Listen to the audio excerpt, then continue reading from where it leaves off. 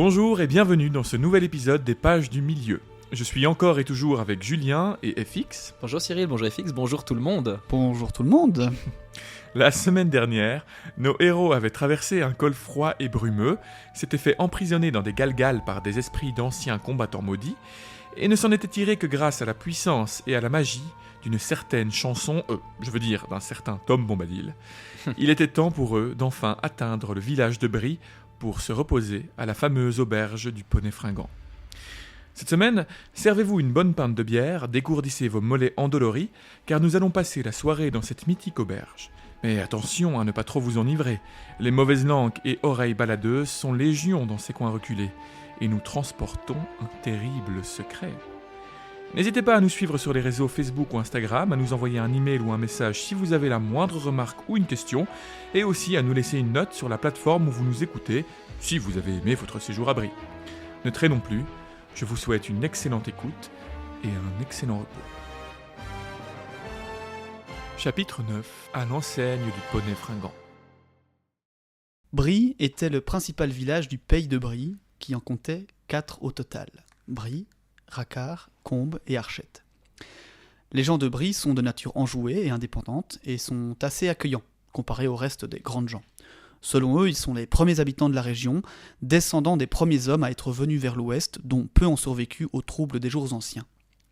Mais quand les rois avaient retraversé la Grande Mer, ils avaient trouvé les hommes de Brie au même endroit et leurs descendants s'y trouvaient encore. Donc c'était les habitants de la région, les Numénoriens sont devenus Numénoriens en habitant en Numénor et du coup ils sont revenus. Et c'est vraiment, les gens de Brie font partie des ancêtres des gens du Rohan, j'ai envie de dire. Enfin, je sais pas si vous voyez ce que je veux dire. Non. C'est des gens qui étaient là, c'est les descendants vraiment des hommes. Les personnes qui vivent à Brie maintenant sont les descendants de Numénoriens qui sont arrivés dans cette région, c'est ça ? Ils sont devenus de Non, les Numénoriens, non, pas du tout. Ce sont les descendants des premiers hommes qui avaient sur la Terre du Milieu il y a très longtemps. Tout comme d'autres sont devenus les gens du Rohan. Okay. Eux sont des descendants, on dit que leurs descendants s'y trouvent encore, quoi. Mais c'est quand même intéressant, évidemment, quels sont les peuples qu'on a en Terre du Milieu. En fait, moi ça m'a fait réaliser quels sont les peuples qu'on a. On a les descendants de Numénor qui ont fondé le Gondor, etc. Mais on a encore les restes des hommes de cette époque qui ne sont pas devenus des grands hommes, qui ne sont pas devenus, et donc notamment le Rohan. Mais ce qui est intéressant aussi, on va peut-être l'aborder un peu plus loin dans le chapitre avec des petites phrases intéressantes, c'est qu'en fait, à part ça, il n'y a pas beaucoup d'hommes, quoi. Il reste pas beaucoup en termes de quantité ou de peuplades différentes peuplades différentes, quoi. Il y a les villages enfin évidemment tu as tout ce qui est Haradrim, etc., mais c'est encore des peuples qui sont sur des continents différents, j'ai l'impression. Ouais, il y en a aussi des petits qu'on oublie, tu vois, vers la fin du Retour du Roi, quand ils vont partir vers la Porte Noire, toute l'armée d'Aragorn et du Gondor, ils vont rencontrer, ça c'est un passage qui est exclusivement dans le livre, ils vont rencontrer des hommes un peu des bois comme ça, je sais pas si tu te souviens. Il y a des hommes des bois un peu sauvages, on va dire. Bah oui. Très, très foncés de peau, oui, tout à fait. avec un peu habillés de feuillage, etc., qui vont venir leur prêter main forte. Qui sont apparemment relativement résistants d'ailleurs à l'anneau, je pense. Enfin, qui n'ont pas de... Et puis t'as aussi toute la peuplade des hommes sauvages qui est corrompue par Saruman, qui sera utilisé... qui sera utilisé... mais je reviendrai... Qui vivent dans les montagnes un petit peu. Je reviendrai là-dessus un peu plus tard, mais c'est pour ça que je voulais aussi le noter. Enfin, soit je vous dirai à quel moment, à quel point on ne se rend pas compte qu'on est en décrépitude et qu'il y a de moins en moins de gens dans la Terre du Milieu, quoi. Ce qui peut aussi expliquer le racisme, ou en tout cas la xénophobie latente des gens de Brie, comme on peut parfois l'entendre au détour de l'une ou l'autre phrase. Je trouve que c'est soutenu par le fait que c'est peut-être des gens qui sont là depuis des centaines d'années. C'est chez eux et pas quelqu'un d'autre. Je crois qu'on va encore revenir sur ce truc de gens d'extérieur. Avec la peur des migrations aussi. On en parle beaucoup. Mais du coup, je continue et vous allez voir que la prochaine phrase expliquera un petit peu ce que je voulais dire. À cette époque, aucun autre groupe d'hommes n'avait d'habitation permanente aussi loin à l'ouest, mais erraient malgré tout au-delà de Brie des vagabonds mystérieux.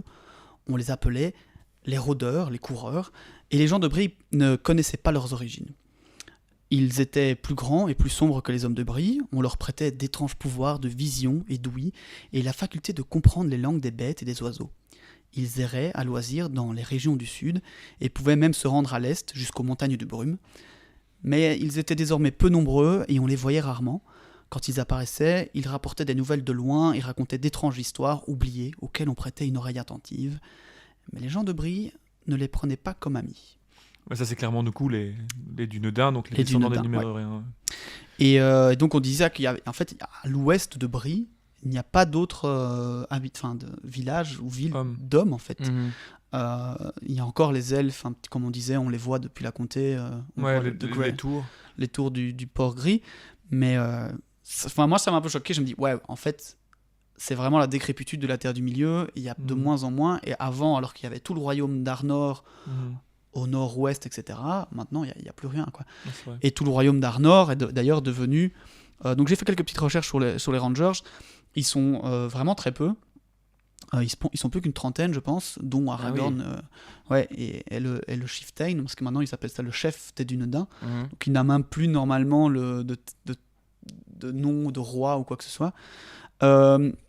Et ce qui est aussi intéressant, et ça m'a un peu fait aussi flasher, c'est que vous voyez la compagnie des Rangers de Lilithienne, les Rangers du Sud, c'est-à-dire la compagnie en fait de Faramir, sont considérés comme l'équivalent, mais au sud et donc au royaume de Gondor. Trop marrant. Mais ce ne sont pas des Dunedins, ce sont juste des hommes de Gondor. Mais en même temps, ce sont des Rangers, et en fait, ce sont tout autant des descendants des Dunedins, enfin des Núménoriens, qu'Aragorn. Donc la famille de Boromir, Faramir, etc., ils sont liés par le sang aussi à la famille des Dunedins. D'ailleurs, il me semble que quand ils rencontreront Boromir, il a fait mention qu'il transporte une beauté et une noblesse que Frodon n'aurait jamais vu chez aucun homme avant. Donc je crois qu'il a... C'est clair que c'est pas chez Poire de Beurré qu'il va voir des hommes comme ça. Donc je crois qu'ils ont effectivement, en tout cas, des restes du sang des Numéronéens en eux, quoi. Et c'est toi qui m'avais dit aussi, je pense qu'on avait déjà eu cette discussion, que tu disais que il avait encore des restes numénoriens assez forts, surtout que lui, il fait quand même partie de la haute société du Gondor, hein, Boromir et Faramir, quoi. Mais en soi, ça fait tout à fait sens. Ils sont juste tout simplement aussi descendants de ces hommes-là. Évidemment, au Gondor, qui a existé plus longtemps qu'Arnor, il y a, à mon avis, beaucoup plus de mélange entre justement les hommes qui sont restés, qui ne sont pas allés à Numénor, etc.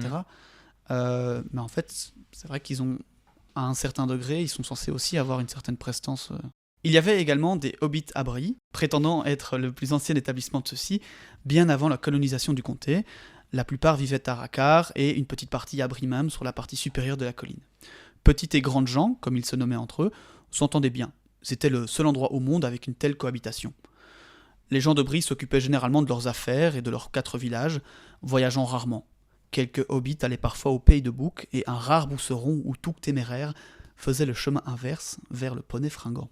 Les hobbits du comté considéraient ceux de Brie et de tous ceux qui vivaient au-delà des frontières comme des gens de l'extérieur, entre gros guillemets, et s'y intéressaient très peu, les jugeant frustres et peu dégourdis. Or, il devait y avoir à cette époque beaucoup plus de gens de l'extérieur répandus un peu partout dans l'ouest du monde qu'on ne se l'imaginait dans le comté. Certains, assurément, ne valaient pas mieux que des clochards, prêts à creuser le premier talus venu pour l'abandonner aussitôt qu'ils ne feraient plus leur affaire, mais, au pays de Brie, du moins, les hobbits étaient des gens respectables et prospères, pas plus rustiques que la plupart de leurs lointains parents de l'intérieur. On se souvenait encore du temps où les allées et venues étaient nombreuses entre Brie et le comté. Il y avait du sang de Brie chez les Brandy-Bouc, de la vie de tous. Ils étaient prospères, Poire de Beurré. Ouh là, ça fait des liens. Brie consistait d'une centaine de maisons construites sur une colline en arc de cercle, une chaussée la traversant de part en part, dont les sorties étaient bordées de portes qu'on fermait la nuit. Le tout était encerclé par une haie. Le village était autrefois à un carrefour important d'une route de l'Est amenant par ici nombre de gens de toutes sortes. Aussi étrange que des nouvelles de Brie était encore un dicton dans le quartier Est, hérité de cette époque où des nouvelles du Nord, du Sud et de l'Est s'échangeaient à l'auberge, que les hobbits du comté fréquentaient alors plus assidûment. Mais les terres du Nord étaient depuis longtemps désolées, et la route du Nord tombait en désuétude. Elle était désormais recouverte de verdure, et les gens de Brie l'appelaient le chemin vert. Ce qui est drôle, c'est que moi et mes parents, on possède une maison dans une petite rue à Charleroi qui s'appelle le chemin vert. Oh bah, petite anecdote. T'étais prêt pour faire ce podcast. Prédestiné, on en reparle, la prédestination. Et je suis sûr, moi, pour le coup, que sur la configuration de Brie, donc les palissades, ce sont les hommes qui les ont créées, Mais les haies, je suis sûr que c'est les hobbits. Ouais, c'est ça que j'allais dire, C'est c'est que certainement eux. Les petites haies Ils ont une pour fascination protéger pour quoi que les petits arbustes et les haies. Et je dois avouer qu'il y a encore au milieu, on parle d'une espèce de cavité autour de cet arc, de cette colline en arc de cercle. Et j'ai eu beaucoup de mal à analyser le paragraphe pour bien le résumer, c'est parce que c'est assez. Bon, vous savez que Tolkien décrit énormément les choses, Ouais. mais là, pour le coup, j'ai dû un peu résumer parce que Brie a l'air d'un village assez complexe. Donc voilà. L'auberge de Brie était toujours là, son propriétaire était un homme important, sa maison était lieu de rencontre des oisifs, des bavards et des curieux parmi les habitants, grands ou petits, des 4 villages, et un asile pour les coureurs et autres vagabonds, et pour les voyageurs, surtout des nains, qui empruntaient encore la route de l'Est pour se rendre aux montagnes ou en revenir. Les hobbits arrivèrent enfin à la porte ouest de Brie. Un homme se leva d'un bond avec sa lanterne. « D'où venez-vous et qu'est-ce que vous voulez ?» « Nous nous rendons à l'auberge du village, répondit Frodon. Nous voyageons vers l'est et ne pouvons continuer ce soir. Des hobbits 4 hobbits et qui viennent du comté à la façon dont ils parlent, dit le gardien à voix basse comme pour lui-même. Il les dévisagea un moment d'un œil suspicieux, puis ouvrit lentement la porte et les laissa passer sur leur monture. Il explique ensuite qu'ils n'ont pas l'habitude de voir des gens du comté sur la route aussi tard. Vous m'excuserez, mais je me demande bien quelle affaire vous envoie à l'est de Brie. Quels sont vos noms, si vous permettez ? Nos noms et nos affaires ne regardent que nous, et ça ne semble pas l'endroit idéal pour en discuter, dit Frodon, qui n'aimait pas trop l'allure de cet homme, ni le ton de sa voix. Vos affaires vous regardent sans doute, répondit-il, mais c'est mon affaire de poser des questions la nuit tombée. Nous sommes des hobbits du pays de Bouc, et nous avons envie de voir du pays et de séjourner ici à l'auberge, intervint Merry. Je suis monsieur Brandybook. Cela vous suffit-il ? Il fut un temps où les gens de Brie avaient toujours une parole courtoise pour les voyageurs, me suis-je laissé dire. C'est bon, dit l'homme. Je ne voulais pas vous vexer. Mais vous vous apercevez peut-être que le vieux Harry de la Porte n'est pas le seul à poser des questions. Il y a des gens bizarres dans le coin. Si vous continuez jusqu'au poney, vous verrez bien que vous n'êtes pas le seul client. Ah, donc il s'appelle Harry, ce pauvre bougre, qui en tout cas dans les films va se faire écraser littéralement par Porte les... géante. Ouais. On apprécie toujours l'accent paysan des fixes. Merci, c'est un plaisir. On voit que tu as vécu à la maison du chemin vert. Ils continuèrent leur route dans le village, et même si Harry les dévisageait toujours à la mince lumière de sa lanterne, Frodon était heureux d'entendre les portes se fermer derrière eux. Les voilà devant le poney. Sam, levant le regard vers l'auberge, avec ses 3 étages et ses nombreuses fenêtres, sentit son cœur se serrer. Il s'était imaginé rencontrer à un moment ou à un autre des géants plus grands que les arbres et d'autres créatures encore plus terrifiantes au cours de son voyage. Mais pour l'heure, cet avant-goût des hommes et de leur grande maison lui semblait bien assez, peut-être même un peu trop, après une journée aussi fatigante à la nuit tombée. « Me dites pas que c'est ici qu'on va passer la nuit, hein, monsieur » s'exclama-t-il. « S'il y a des hobbits dans les parages, pourquoi on n'irait pas en trouver qui voudraient nous héberger ? Ce serait plus comme chez nous. »« Qu'est-ce qu'elle a, l'auberge » dit Frodon. « Tom Bombadil l'a recommandé. Je suis sûr qu'on y sera comme chez nous, une fois entré. » De l'extérieur, l'auberge semblait agréable, la facette donnait sur la route, et à l'arrière, le 2e étage se trouvait au niveau du sol. Une grande arche amenait à une cour, et sous celle-ci s'ouvrait une grande porte en haut de quelques larges marches. La porte était ouverte et un flot de lumière en sortait.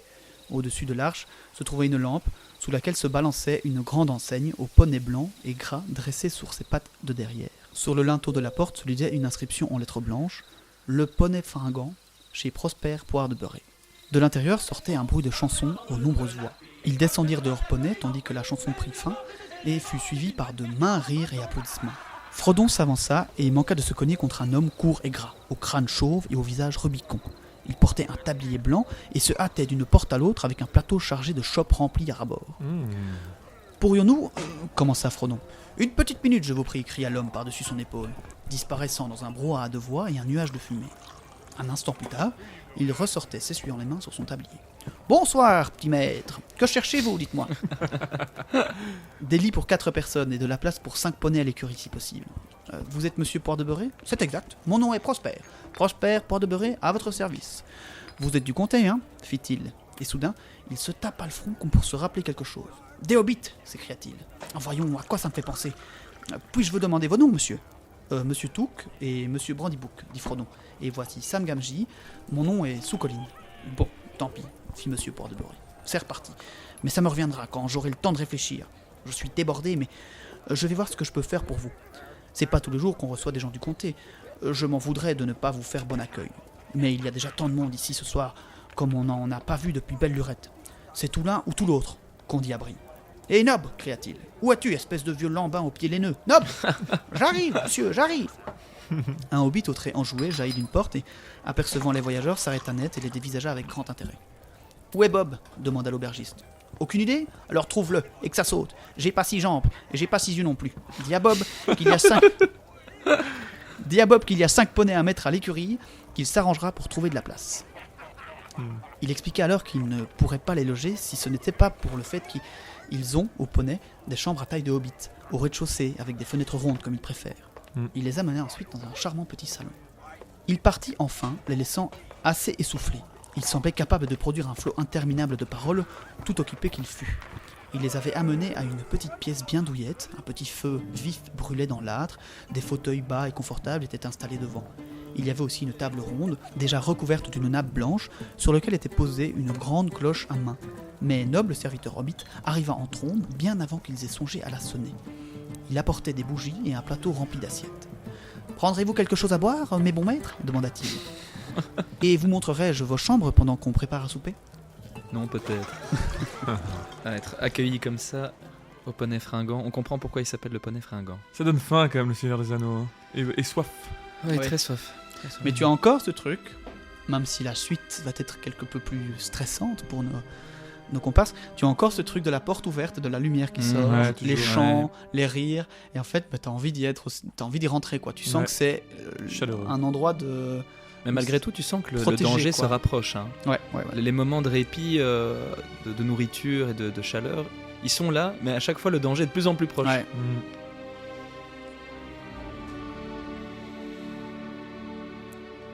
Exténués, les hobbits se retrouvèrent attablés dans ce petit salon, à l'abri de la cohue de la salle principale, autour de belles pintes de bière. Monsieur Port-de-Beurré et Nob revinrent dresser un repas bien mérité. Soupe chaude, viande froide, tarte au mûr, pain frais, tranches de beurre, fromage, la meilleure nourriture de toute la comté. Ne manquait que les champignons.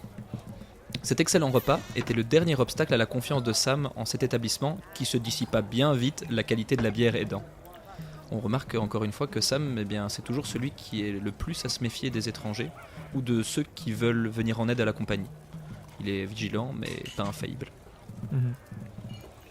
L'aubergiste bavarda avec ses nouveaux clients et les invita à se joindre, à la fin de leur repas, au reste de la clientèle présente dans la salle commune de l'auberge. « La compagnie sera très heureuse de vous accueillir si vous en avez envie. Nous ne recevons pas souvent des voyageurs de la comté, et nous aimons entendre un peu les nouvelles, ou toute histoire, ou chanson que vous pourriez avoir en tête. » À la fin de leur repas, les hobbits, à l'exception de Merry, décidèrent de se joindre à la compagnie. « Oh, je vais rester au coin du feu un moment. Peut-être sortirai-je un peu plus tard, prendre une bouffée d'air. Mais surveillez-vous et n'oubliez pas de vous faire discret. Nous ne sommes pas très loin de la comté. » L'assemblée que rejoignirent les hobbits était importante et diverse, bien qu'il fût difficile de bien distinguer les visages. Pour seule lumière se trouvait le feu de bois allumé dans la cheminée, et les quelques lanternes accrochées au plafond n'éclairaient qu'à peine à travers la fumée des nombreuses pipes allumées. Une fois les yeux habitués à la pénombre, on pouvait apercevoir parmi l'assistance des nains, des hommes de bris, et un autre groupe de hobbits, et aussi bien d'autres formes vagues dans les ombres et recoins de la pièce. L'arrivée de nos trois compères leur valut un salut chaleureux des personnes déjà présentes qui les examinèrent avec curiosité. Donc déjà ratés pour la discrétion, lors de leurs présentations respectives, ils découvrirent que les hommes semblaient porter des noms botaniques. Mèche de jonc, chèvrefeuille, pied bruyère, laine chardon, fougéron. Les autres hobbits avaient des noms semblables, mais plutôt tirés de la nature, tels que l'armoise, talus, trou grisard, long terrier, lève-sable, tunnelier. Il y avait également plusieurs sous-collines par chez eux, ce qui valut à Frodon d'être pris pour un cousin lointain et depuis longtemps perdu, avec toutes les questions gênantes qui vont avec. Mais il sut quoi dire pour parfaire son rôle. « Je m'intéresse à l'histoire et à la géographie. Je pense d'ailleurs écrire un livre. C'est pourquoi mes amis et moi rassemblons des informations sur les hobbits vivant en dehors de la comté. » Cette démarche fictive suscita tellement d'intérêt qu'il aurait pu écrire son livre en quelques minutes. Mais montrant qu'il n'était pas pressé, les questions à son sujet revinrent bien vite. Frodon ne se révéla pas très communicatif et il se trouva bientôt assis tout seul dans un coin, à écouter et regarder alentour. Les hommes et les nains parlaient d'événements lointains, des troubles dans le sud, de terres où trouver la paix. Les gens de Brie, quoique sympathiques, n'étaient visiblement pas disposés à recevoir un grand nombre d'étrangers sur leur petit territoire. L'un des voyageurs prédisait que les gens continueraient de migrer vers le nord en nombre croissant. Oh, si on ne leur trouve pas de place, ils la trouveront eux-mêmes. Ils ont le droit à la vie autant que quiconque. Autant dire que les gens du pays n'avaient pas l'air très satisfaits de cette perspective. Mais ce qui intéressait nos amis, c'était les conversations dont ils étaient le sujet principal. Sam et Pipin se sentaient très à l'aise et bavardaient gaiement sur les événements de la comté. Un peu trop, d'ailleurs. Ce qui mit Frodon mal à l'aise, car l'on commençait à demander où vivait sa famille de sous-colline. C'est à ce moment que Frodon remarqua qu'une personne les écoutait avec grande attention, dans l'ombre, près d'un mur.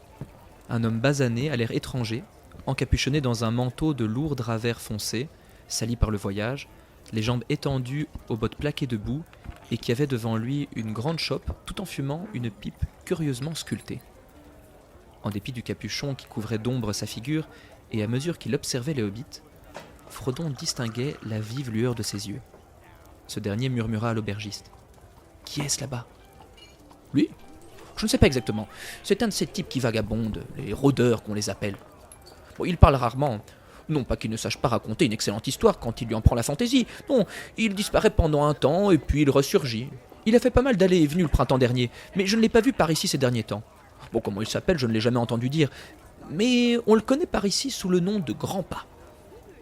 Ce Grand Pas regardait Frodon à présent, comme s'il eût entendu ou deviné tout ce qui avait été dit. D'un geste de la main accompagné d'un salut de la tête, il invita Frodon à venir s'asseoir à ses côtés. Le hobbit suffisamment approché, l'étranger rejeta son capuchon, révélant une tête ébouriffée, aux cheveux bruns mouchetés de gris, et dans un visage pâle et sévère, une paire d'yeux gris pénétrants. « On m'appelle Grand Pas. Je suis heureux de vous rencontrer, maître... sous-colline » Frodon était mal à l'aise. « À votre place, j'empêcherai vos jeunes amis de trop parler. La boisson, le feu et les rencontres sont assez agréables, mais il y a de curieuses gens alentour, et des voyageurs encore plus étranges sont passés par Brie ces derniers temps. » D'un signe de tête, il désigna Pipin qui, pour la plus grande inquiétude de Frodon, faisait récit de la soirée d'adieu de Bilbon et s'approchait du moment de son étonnante disparition. Bien que ce récit paraisse anodin pour la plupart des hobbits de l'endroit, certains n'étaient pas nés de la dernière pluie et avaient probablement entendu des rumeurs au sujet de la disparition de Bilbon, ce qui allait leur remettre en mémoire le nom de Saquet, surtout s'il y avait déjà eu des investigations sur ce nom à Brie. « Vous feriez bien d'agir vite », murmura Grand Pas. Frodon bondit sur une table et se mit à parler, ce qui détourna toute l'attention de l'auditoire de Pipin. « Nous sommes très flattés de l'amabilité de votre accueil, et j'ose espérer que ma brève visite contribuera à renouveler les vieux liens d'amitié entre la comté et Brie. » Frodon se sentit soudain très ridicule, et il se trouva en train de tripoter les objets dans sa poche, en particulier l'anneau au bout de sa chaîne, et le désir lui vint tout à fait inexplicablement de le glisser à son doigt et de disparaître de cette situation stupide. Cette suggestion semblait lui venir de l'extérieur, de quelqu'un, de quelque chose dans la salle. Il résista fermement à la tentation, serra l'anneau dans sa main comme pour garder prise sur lui. Il hésita sur le choix d'autres mots de convenance et tout sauta. Tout le monde dans la salle le regardait. Mais donc c'est une envie de quelqu'un de l'extérieur Non, ce qu'il dit, c'est que le désir de s'emparer de l'anneau et de le mettre à son doigt, c'est comme si c'était une impulsion qui lui venait de l'extérieur. Comme si c'est quelqu'un qui lui lançait Oui, mais un c'est sort. quelqu'un ou qui lance un sort. Une quoi. sorte. Oui, mais pas de l'extérieur On de. en parlait après, je crois. En tout cas, que c'est pas sa volonté propre, quoi. Il se Ouais. sent. Oui, c'est la même chose qu'il a déjà eu avec. C'est le ou pouvoir alors- de l'anneau, quoi. Ouais. Mais je ne sais. Ouais, Après, on pourrait se dire peut-être que la présence des éventuels cavaliers noirs dans les parages pourrait Moi, c'est ce l'inciter que- un peu Non, plus. il y a Soit même ça, peut-être soit- des gens qui, même des magiciens un On peu parle sombres, d'espions hein, ouais. et tout ça, donc c'est Non, pour ça tout à que je fait. pose Tu la crois question. Ouais, ouais. Parce que moi, les espions qui sont décrits dans ce chapitre, Non. j'avais l'impression que c'était vraiment juste des hommes à On la va- solde de l'ennemi, mais pas. On va le réévoquer. cette Ok. idée, d'ailleurs. On parlait d'atmosphère aussi. On voit bien ici, c'est vrai qu'il y a cette chaleur réconfortante dans le petit salon. Et quand il se décale, il y a encore cette chaleur. Mais on sent déjà que le danger est plus présent. Il y a de la cohue. Il fait beaucoup plus sombre. On distingue moins les formes. Et on comprend très vite qu'on ne peut pas non plus dire n'importe quoi.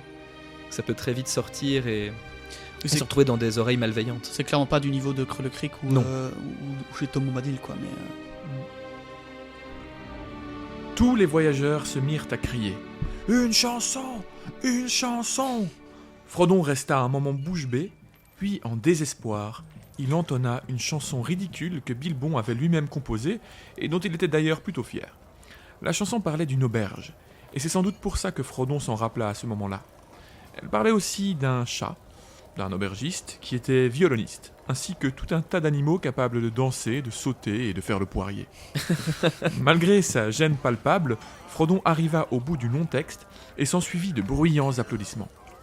Tous avaient été très emballés par cette histoire de chat musicien et ils réclamèrent encore de la bière tout en criant à Frodon de rechanter la chanson.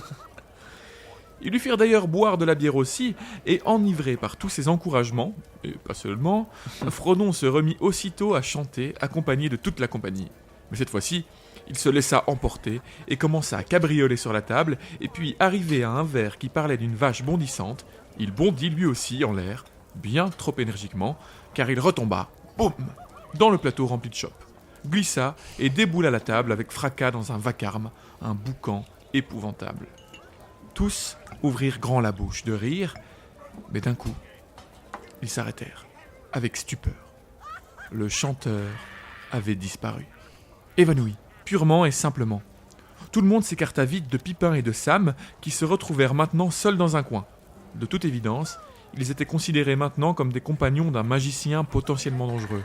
Mais un Brionnais au teint gris les regardait l'air moqueur et les mit mal à l'aise. Il sortit discrètement, suivi d'un homme du Sud aux yeux louches, les deux ayant longuement discuté à voix basse durant la soirée. Frodon, invisible, se sentit idiot. Il rampa sous les tables jusqu'au coin sombre à côté du rôdeur qui était resté là sans dire un mot. Frodon se demandait comment l'anneau était arrivé à son doigt. Il avait dû vraisemblablement le tripoter pendant la chanson, mais il ne se rappelait pas de l'avoir mis. Il pensa même que l'anneau lui avait joué un tour, obéissant peut-être à un ordre secret donné dans la pièce. Il n'aimait pas l'allure des deux hommes qui venaient juste de sortir.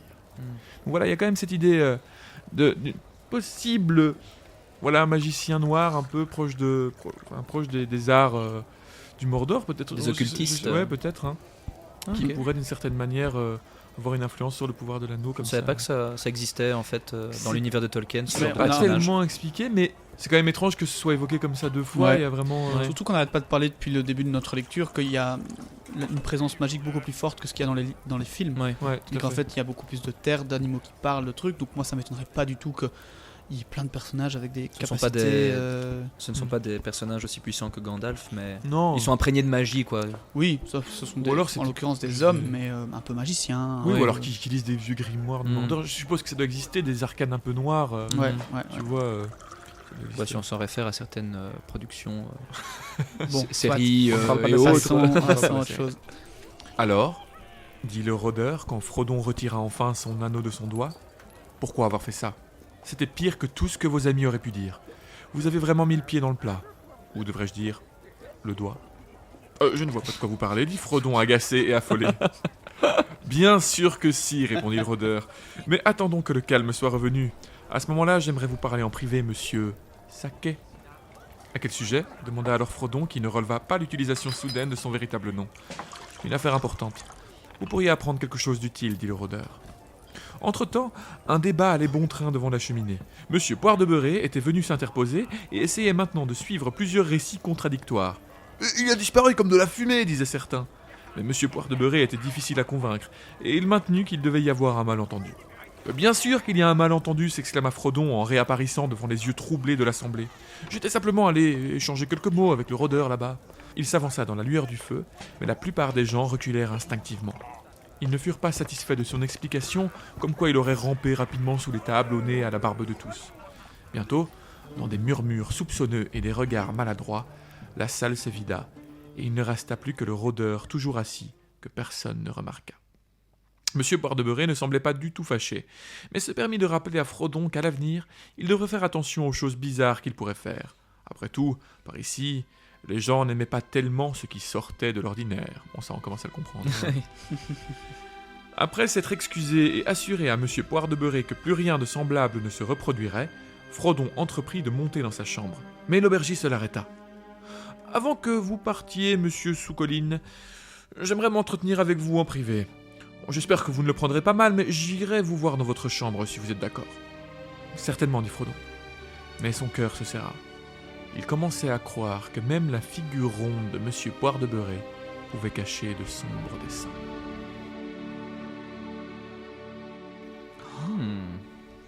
Donc la La Monsieur- petite phrase à retenir de la semaine, c'est mettre le doigt dans le plat. C'est ça. Moi, je voudrais revenir avec un petit truc aussi qui m'a fait tilter dans cet épisode, dans ce chapitre. C'est aussi la chose qui t'avait fait tiquer dans les tout premiers chapitres FX, c'est la présence des nains, encore une fois, qui est encore une fois mise en avant, parce qu'apparemment, ils font quand même fort partie du paysage de la comté et des alentours. Et c'est vrai que ce n'est jamais montré dans les films, et dans ce cas-ci, encore une fois, dans les films, on a l'auberge avec une assemblée d'hommes, mais pas du tout de nains. Alors c'est marrant encore ce choix de... Ouais, ça élude quand même une Chose grosse qui est partie. reprise, ceci dit, dans la trilogie du Hobbit au cinéma. On voit un moment les nains, en tout cas Thorin, qui Ouais. revoit Gandalf D'ailleurs, à ils se- l'auberge du Poney ils Fringant. se Donc là, c'est un revoient peu et corrigé, ils on se va revoient dire. pour les Ouais. Oui, mais là, Dans visiblement, le ils ont Hobbit, l'air on voit ça. nombreux. Dans Ouais, le dans Hobbit, oui. Ouais.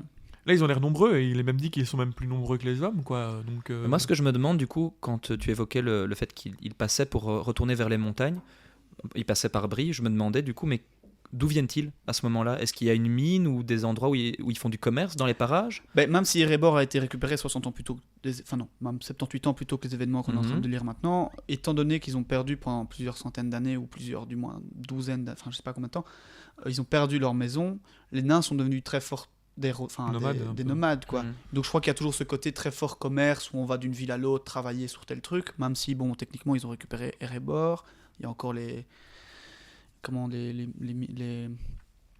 Iron Hills, là, les nains dans Les monts de fer? les monts de fer. Mais ça, c'est de l'autre côté, Mais hein, c'est justement. tout à fait Ça, c'est plus aussi, du côté d'Erebor ouais. que... Et que tiens, la parce comté. que quand on rencontre Gimli est toujours persuadé qu'à la Moria, elle est toujours active, etc. Mhm. Puis on se rend compte que bon, ils sont tous fait buter, mais Ouais. depuis combien de temps en fait? Parce que Gimli, quand on le voit, d'où il vient? Bonne question.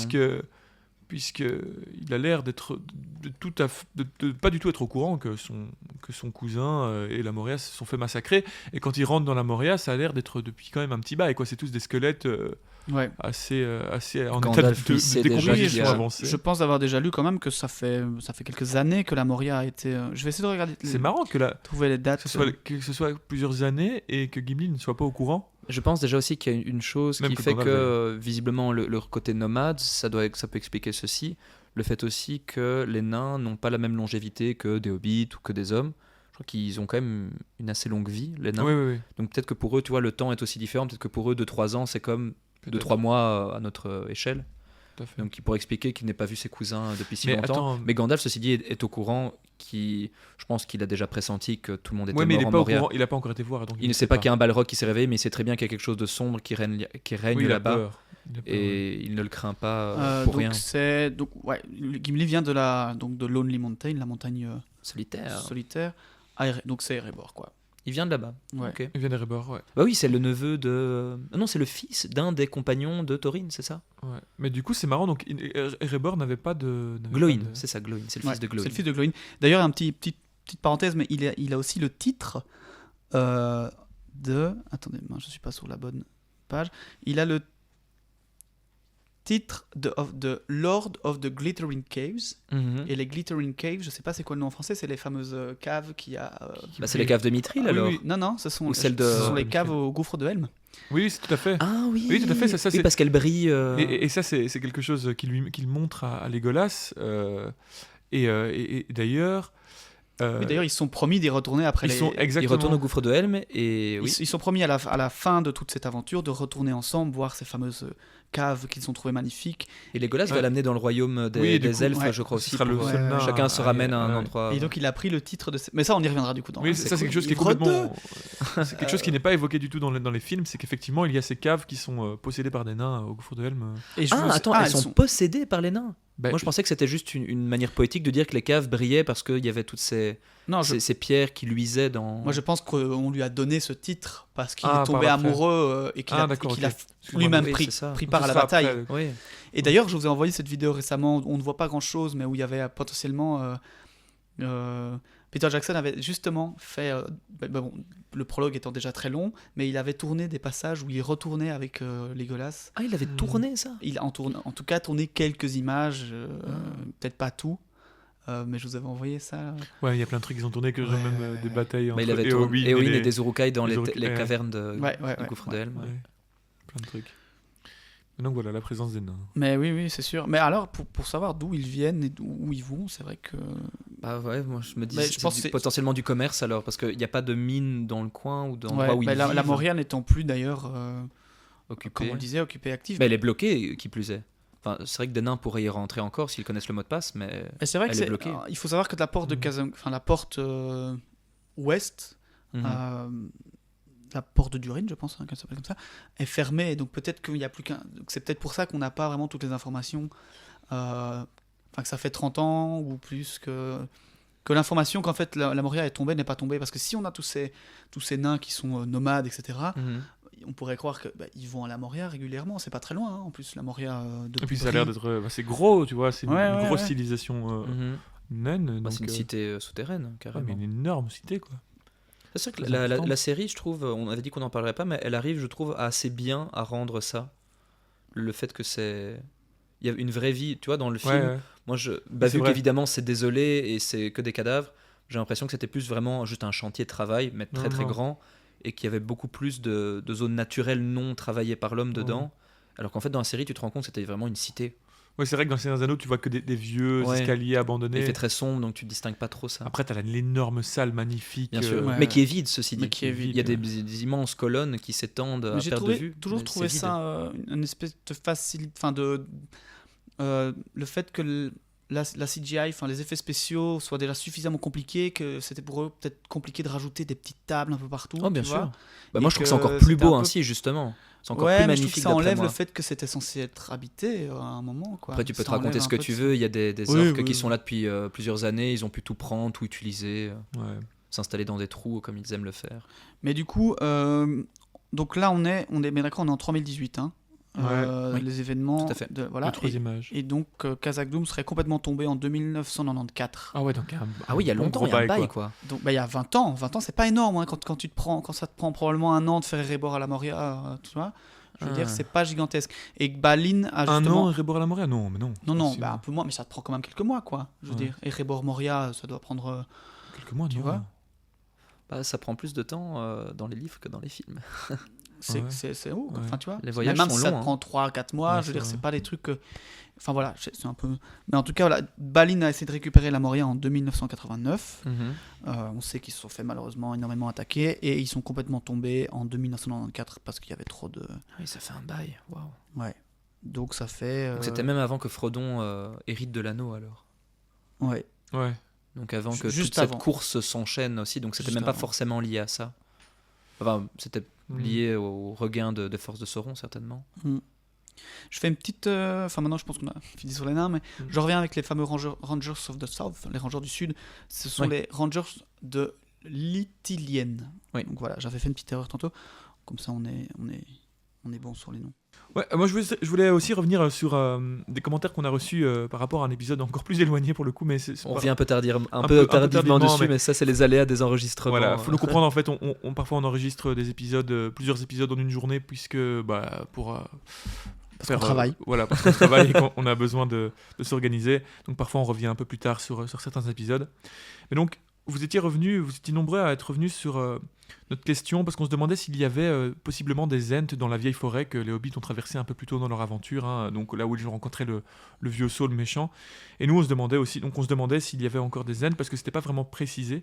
Et vous nous parliez tous de l'existence des Huorn. On n'en avait pas parlé, et c'était vraiment une erreur d'ignorance de notre part, parce que c'est vrai que c'est un concept qu'aucun de nous trois ne connaissait vraiment. Mais je pense qu'on l'a évoqué du coup. Mais l'existence sans connaître le terme, sans connaître le Huorn, terme ouais. et sans développer du coup. Mais donc sans excuse. il y a un terme qui parle de ces arbres effectivement qui font partie de cette vieille forêt, qui sont les Huorn, avec un H, les Huorn, qui sont apparemment en fait de vieux Ents de Fangorn, qui avec le temps sont devenus arbresques et sauvages.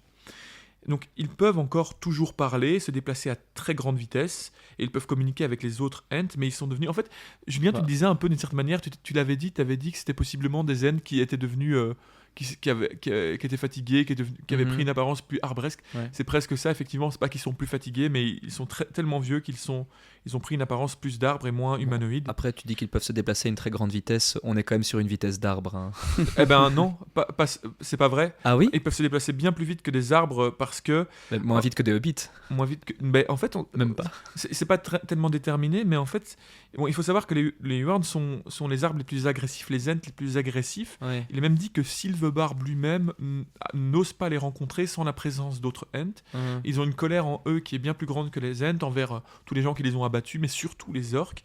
Et d'ailleurs, ils vont jouer un rôle essentiel dans la guerre contre les Uruk-hai de Saruman, parce que c'est eux qui vont venir de Fangorn, enfin de la forêt là-bas, jusque le gouffre de Helm. C'est vrai qu'ils doivent aller assez vite alors pour faire ce trajet. Pour attraper les Uruk-hai qui seront en perdition au gouffre de Helm et qui essaieront de s'échapper, tomberont dans les arbres et se feront massacrer littéralement par ces arbres-là.